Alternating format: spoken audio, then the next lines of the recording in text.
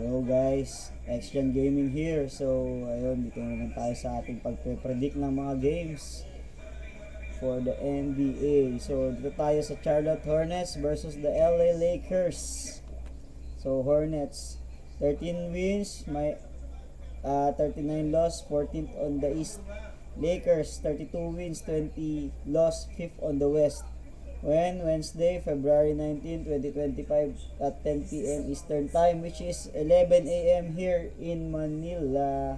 So, sa Crypto Arena, Los Angeles. So, ayan, home court po ng Lakers. So, let's give the advantage for the Lakers. So, spread, Hornets plus 12, Lakers minus 12, over under 227.5. So, Hornets, injury, health and availability. Brandon Miller out. Mark Williams, probable.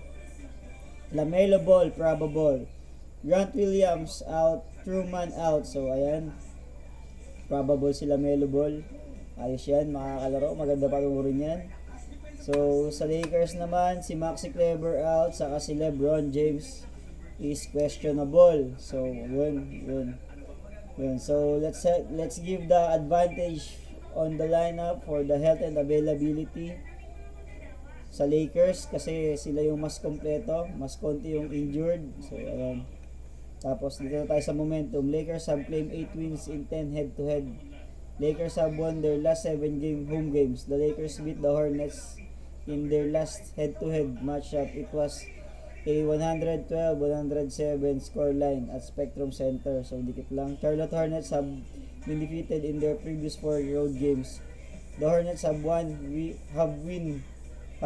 and 9 losses in the past 10 games. So, ayan, kitang-kita natin na wala talaga momentum. Wala sa momentum tong Charlotte Hornets. Pero, sa nakikita ko, lagi nilang nakukuha yung spread. So, madalang sila matalo sa ATS. Pero lagi silang talo sa game. Pero madalang sila matalo sa ATS. Ayan.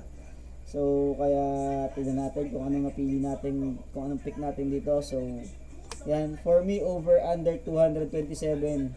So, kahit hindi nila nakuha yung 227 last game nila, lalaro naman si LaMelo Ball ngayon, which is talagang magmalakas sa offense. Tapos, kung mapapansin natin, si Luka na dagdag. Tapos, nawala si Anthony Davis. So, ibig sabihin nun, humina sa depensa yung Lakers. Lumakas sa opensa. So, ayan. So, bibilis yung pace or lalakas yung puntusan natin dito. Pero, medyo hindi masyadong lalakas yung depensa. Yun yung nape-predict ko na game dito na mangyayari dito sa game. Kaya, over tayo. Over 227.5. So, yun. Yun guys. Yun lang yung game bukas. Kaya, ayan. Kung yung sasabay, sumabay. Yung hindi. Kontrahin nyo kung gusto nyo. Comment down below yung mga thoughts and opinion ninyo. Tapos, kung nagugustuhan nyo itong ginagawa natin na content, paki-follow naman yung page, paki-follow naman yung aking YouTube channel. Thank you guys. Special reminder, kung tatalpak tayo, talpak moderately. Ayan, huwag nating i-bet yung mga pera na hindi natin dapat ipangsugal. Tulad ng pambayad sa bills, pambayad sa kuryente, pambili ng pagkain, at iba pang mga importanteng bagay. So, unahin lagi ang pamilya, bills muna bago bomba. That's all.